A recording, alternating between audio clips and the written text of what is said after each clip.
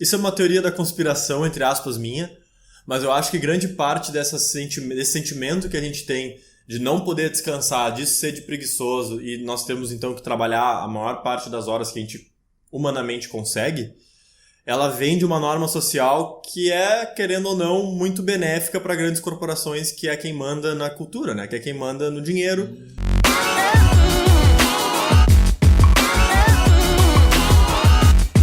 E aí galera, bem-vindos a mais um vídeo de Titã. Hoje a gente quer conversar sobre um misconception que existe, ou seja, uma falsa interpretação do que é a alta performance por muitas pessoas. Que elas associam isso a um trabalho gigantesco.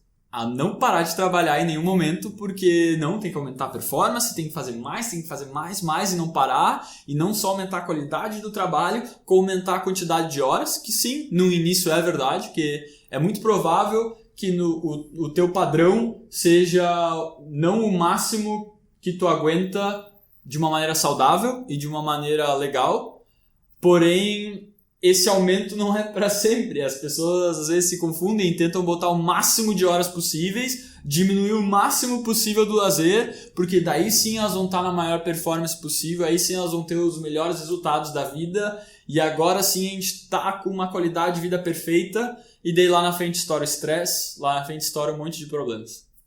Exato, a gente tem a interpretação de que a pessoa que se permite lazer é preguiçosa.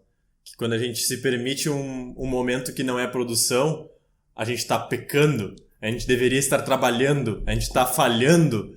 E essa é talvez uma das maiores interpretações não ditas a respeito da alta performance, o que para nós não é. Pode ser que para muita gente eles enxerguem assim. A gente não enxerga, não é o que Vida de Titã acredita como sendo alta performance, não é o que a gente estuda, não é o que a gente ensina, não é o que a gente compartilha nas mentorias, no canal, em qualquer lugar.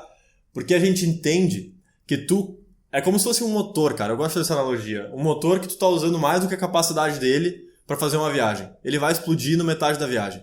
E aí, no fim das contas, tu vai conseguir chegar muito rápido até a metade, mas depois tu não vai aguentar mais. E aí tu vai ter que ir a pé. Ou seja, muito devagar, porque tu teve um burnout. Que é, por um caso, motor, e por caso de uma pessoa também é esse termo, né? Eu não sei dizer em português qual seria o termo. Eu não sei, burnout é o que a gente usa. É em português, exato. É pra quando tu passa do limite e tu não aguenta mais fazer aquela atividade. Ao contrário de uma pessoa que tem um certo equilíbrio, que de repente foi, ao invés de ir a 150 por hora, ela foi a 100 ou 80. Só que ela vai ir a viagem inteira, assim. Ela vai aguentar durante todo esse período. E fazendo analogia pro Vida de Titã, a gente leva em consideração esse equilíbrio maior de estresse e lazer para que a gente consiga fazer o jogo longo, porque a gente entende que a alta performance ela tá vinculada ao tempo que tu consegue continuar nela. E isso talvez seja o mais importante, porque grandes resultados só vêm com consistência, independente do quão bom tu seja. Tu vai ter que colocar esforço durante muito tempo, independente praticamente do teu talento. Isso aí é exatamente o grande ponto. É uma estratégia, é uma velocidade que tu vai exigir do teu motor, ideal para o longo prazo. Nesse trajeto todo, qual é a maior velocidade que eu consigo manter durante todo esse trajeto? E não qual é a maior velocidade que eu consigo manter no primeiro terço do trajeto. Que é o que a maioria às vezes tenta. E que a gente caiu nessa armadilha também. Né? Sim. E é muito difícil sair dela. É muito difícil. Porque tu vê o quanto tu produz nesse um terço. Quando tu coloca essa velocidade absurda. Só que acaba sendo uma rotina insustentável. Tu fazer um terço em super velocidade, aí tu fica um tempo te recuperando, para depois fazer super velocidade, depois um tempo te recuperando. Isso é muito instável, isso não é saudável pro teu corpo, não é saudável pra tua mente, nem pro teu próprio business. Isso é uma teoria da conspiração, entre aspas, minha, mas eu acho que grande parte desse sentimento que a gente tem de não poder descansar, disso ser de preguiçoso, e nós temos então que trabalhar a maior parte das horas que a gente humanamente consegue, ela vem de uma norma social que é, querendo ou não, muito benéfica para grandes corporações, que é quem manda na cultura, né? Que é quem manda no dinheiro. Porque para eles era muito interessante tirar o máximo que pudesse dos trabalhadores, tirar o máximo que pudesse da população, em termos de valor, em termos de trabalho mesmo, horas que tu colocasse, né? Então eu acho que essas pessoas interessavam muito para essas pessoas, e aí foi caindo para baixo, né? Até chegar nas pessoas normais, nós. E aí nós, hoje em dia, temos como norma social de ser de alguém produtivo isso. trabalhar o máximo que tu consegue até tu te desmaiar. Para isso a gente dá parabéns. Para isso a gente diz muito bem, isso aí. E aí pro cara que, de repente, abdica daquela 1 ou 2 horas a mais do trabalho, sai do trabalho 8 da noite ao invés de sair às 11, meia-noite, mas vai passear com o cachorro, vai no cinema com a mulher, não sei, vai fazer alguma coisa legal, pra ele a gente diz, tá, poderia ter feito mais, né? Poderia ter trabalhado. Então isso é uma visão que a gente tem que, de alguma maneira, entrou na sociedade. E a minha teoria da conspiração particular é que ela não entrou à toa, que ela teve pessoas que a quem isso interessava, e pra mim faz total sentido. Mas, continuando a linha de raciocínio, a gente consegue ver hoje em dia uma troca gigantesca da mentalidade que interessa para o empregador que o empregado tenha. E a gente vê isso nas empresas de tecnologia, como a Google. A Google começou a perceber que ela conseguia, na realidade, tirar mais dos seus funcionários se ela tirasse um pouco da pressão e desse mais liberdade, desse lazer. Por isso, tu vai ver nos escritórios da Google, as pessoas podem fazer home office, elas podem trabalhar de casa, elas têm quadras de vôlei, elas têm atividades de grupo como se fosse uma escola, né? Tu pode te reunir com teus colegas e tem grupos de yoga, grupos de não sei o quê. Eles dão a possibilidade de ter mesas interativas, ou seja, mesas rotativas, que tu pode usar várias mesas no mesmo escritório. Eles dão uma cafeteria a fuder pra caramba pra tu sentar. Então eles começaram a entender. E, cara, no fim das contas, só pra terminar, no fim das contas, o interesse da Google é tirar valor dos caras. É uma empresa. Eles querem fornecer valor pro seu usuário através de valor gerado pelos seus funcionários. Não é à toa que eles estão fazendo isso. Não é por bondade do coração somente. Mas é por entender que desta maneira os seus funcionários rendem mais. Foi muito bom somente que tu colocou ali, né? Mas tu está ligado na sexta-feira do Google? Sexta-feira é o dia que os funcionários trabalham em seus projetos pessoais. Eles vão até o Google para trabalhar em seus projetos pessoais. Entende? E se o projeto é bom, o Google compra deles.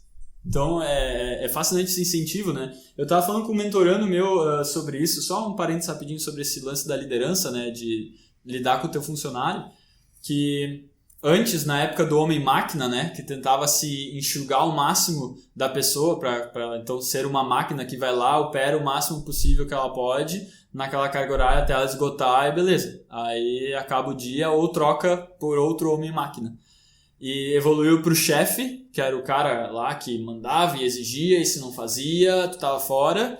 Que evoluiu para o líder, que incentivava, que dava ferramentas e incentivava a pessoa para ir para frente, meio que empurrava, para o líder atual, que é o que limpa o caminho e abre o caminho para a pessoa crescer e evoluir na sua maior capacidade.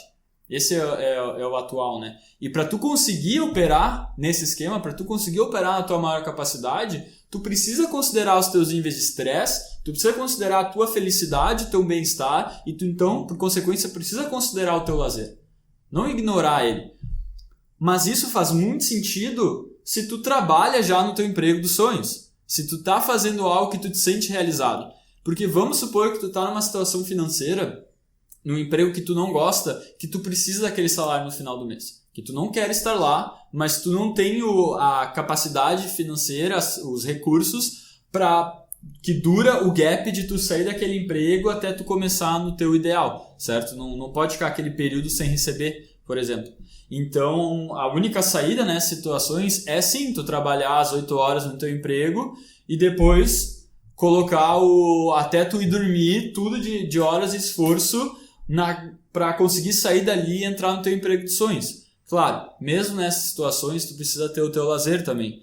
Mas o lazer nessas situações ele é sim menor do que quando tu já tá no emprego que tu quer. E daí poderia se pensar, tá, mas Augusto, então quando tu entrar no emprego que tu quer ser promovido, tu faz esse mesmo esquema até tu ser promovido. E daí se tu vai levando isso, tu fica nesse esquema até o fim da vida, né? Aí pode soar uma contradição. O que eu quero dizer com isso sim, tem momentos na vida que às vezes é necessário esse boost a mais, esse esforço a mais, só que tem que ter muito cuidado para tu perceber se está sendo em momentos da vida ou se esses momentos acontecem um depois do outro e no fim é uma constância. Essa é, na realidade, uma das grandes armadilhas da tal da meritocracia que a gente vê nas empresas. As empresas soltam as rédeas e dizem para os funcionários: vai ser promovido quem merecer. Aí um cara começa a vir trabalhar sábado. Aí o outro começa a trabalhar até às 8.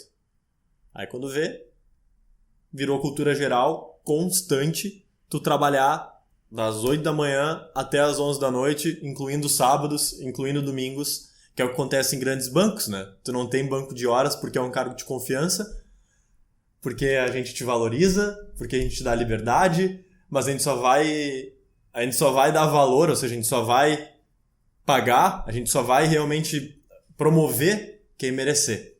E a gente não pode promover todos. E aí tu fecha a jaula, solta a comida lá, quem pegar, pegou. E aí, por consequência, isso se torna a cultura da empresa. E é algo constante, e é algo que tu muitas vezes encara como sendo temporário, mas não é.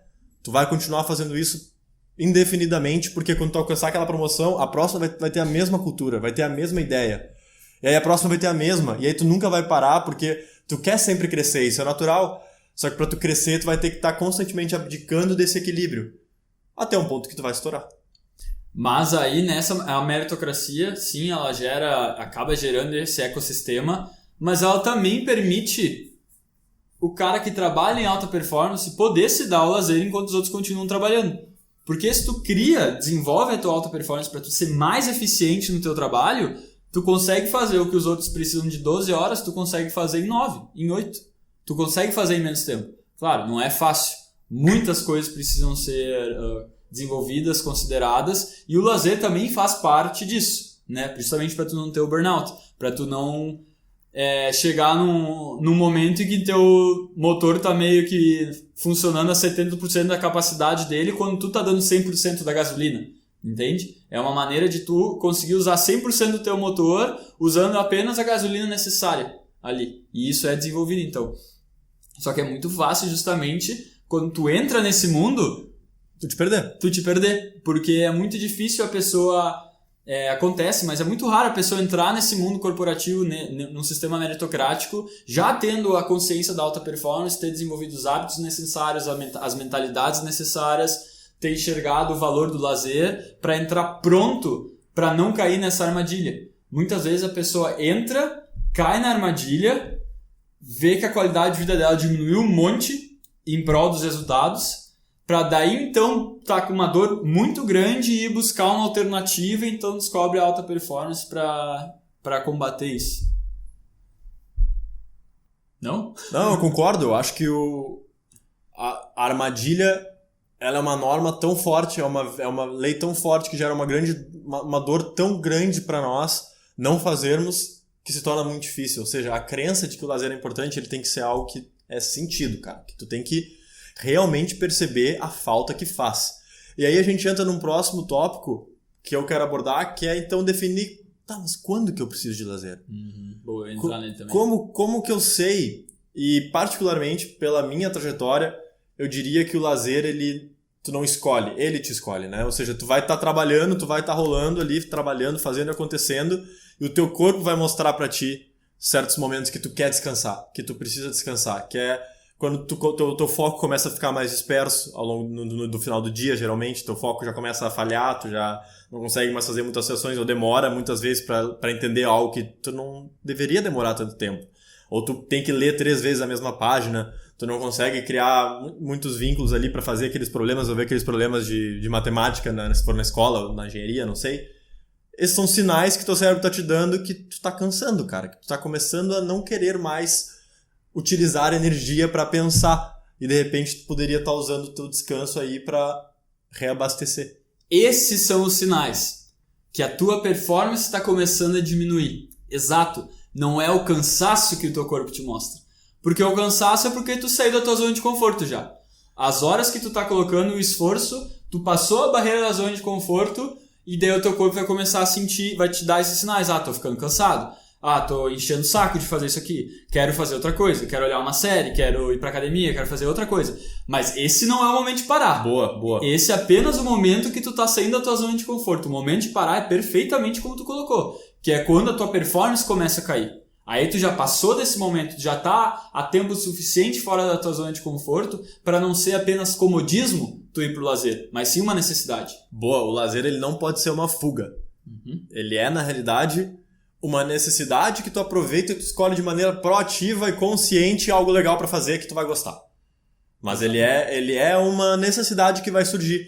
Tu só vai sentir que tu precisa quando tu passar da zona de conforto por tempo suficiente para aquilo tá fazendo efeito. Eu concordo? Não pode ser uma fuga. E na maioria das vezes a gente se deixa ir pro lazer para não ter que trabalhar porque a gente tá com preguiça, porque a gente tá procrastinando. Exato. E daí não é lazer. Aí é procrastinação. Que nem a gente falou no outro vídeo. Não, eu só queria adicionar que outro motivo pelo qual isso acaba acontecendo culturalmente é porque a gente vem de uma cultura que trabalho duro é trabalho bom. Que sofrer é o correto. Se tu tá sofrendo no teu trabalho, se tu tá se sacrificando no teu trabalho, porque aí sim tu tá fazendo um trabalho correto. Aí sim é trabalho. Porque senão é corpo mole. Isso vem muito da cultura germânica, tanto eu quanto o Augusto a gente tem origens alemãs, então isso veio da nossa família e vem das regiões onde a gente foi criado. Essa cultura é muito disseminada e é realmente isso que é falado e é isso que tu sente no ar também, assim, quando tu tá trabalhando duro, suando, ralando bastante, as pessoas te olham com um certo senso de orgulho, com um certo senso de esse guri merece, aí sim, e aí tu pode trabalhar muito, e aí tu vai ter sucesso. Agora, se tu não trabalhar muito e tiver tendo sucesso, vai ter um olho até vai ter um certo preconceito ali, um certo, provavelmente robô. Cara, o meu pai, velho, quando ele perguntava como é que tava sendo a vida de teu, eu falava, tá muito legal. Ele, que bom, filho, e ficava feliz. Aí quando eu falava assim de teste, né? Pai, tá difícil, tô correndo atrás, sabe? Não tá fácil. Aí ele, isso aí, mas tem que se puxar, tá certo? Pau na máquina, filho. Aí vinha o orgulho, né? Aí vinha o orgulho. E é engraçado, porque, cara, os momentos da minha vida que eu me encontrava nessa situação de, meu Deus, correndo atrás, tá difícil, meu Deus, eu não tava sendo tão produtivo quando nos momentos de, dá muito massa, quero fazer mais. Até porque, se a gente for ir para a parte da criatividade, por exemplo, o que tem sido descoberto cada vez mais é que tu tem que estar em um ambiente sem essa pressão. Sem essas mãos no teu pescoço dizendo que tu precisa fazer. Tu precisa estar num ambiente livre, tirar os teus travamentos, tirar as tuas pressões sociais, tirar as máscaras que a gente cria com a sociedade para conseguir criar, para que as ideias venham, para que as sinapses aconteçam. Então, quando a gente está nessa pressão gigante e não está gostando e o troço está nos sucumbindo e a gente já não está com energia, a criatividade não vem, então grandes ideias não acontecem, e aí não tem saltos de eficiência. E aí não tem momentos em que a gente consegue ter o nosso trabalho muito mais produtivo, a gente simplesmente se torna uma máquina, a gente se torna força bruta. Então, em termos de criação de negócio, criação de ideias, tudo isso também não é eficiente. É isso aí, eu acho que tá excelente pro podcast de hoje. Para resumir aqui, galera, utilize o teu lazer de maneira consciente, não negligencie ele, e fique muito atento, seja muito sincero contigo mesmo, se tu tá querendo ir pro lazer por um desconforto ou porque realmente chegou o momento porque a tua performance está baixando. Não permita com que essa conversa que a gente teve aqui sabote a tua performance, porque tu vai começar a te sentir desconfortável e agora eu preciso do lazer, como os guris falaram lá, agora é o momento do lazer. Não deixa isso acontecer. Exato, até porque é muito mais difícil tu te tornar um workaholic e errar pelo excesso do que tu errar pelo excesso do lazer. Geralmente é por ali que a maioria das pessoas vão. Então, uma pessoa que é um workaholic, a gente não pode ver com maus olhos como sendo alguém que tá no caminho muito errado, porque ele não está muito errado, ele tá fazendo, o mais difícil ele tá fazendo, ele só tem que dar uma leve ajustada, na nossa opinião, para conseguir ser ainda mais eficiente, ter uma vida feliz, uma vida do dia a dia que seja bom. E isso entra muito numa filosofia que eu tenho. Se eu não tenho certeza se eu tô na medida correta, eu prefiro errar para cima do que errar para baixo. Eu prefiro errar por mais trabalho do que errar por mais lazer, para achar a medida enquanto eu procuro a medida correta. Então, beleza, galera? A gente espera que a gente tenha contribuído para vocês, tenha gerado insights, que tenha agregado. Pelo vídeo de hoje era só. Te inscreve no canal se você não é inscrito, deixa o like que ajuda a gente bastante. Também tu vai receber mais conteúdo sensacional como esse. Um dos nossos últimos vídeos vai estar ali, nossas redes sociais ali. Pelo vídeo de hoje era só. Valeu, falou e fomos. Tu não fechou a porta da cozinha? Porta da cozinha? Porta da cozinha? Tu não fechou a porta da cozinha?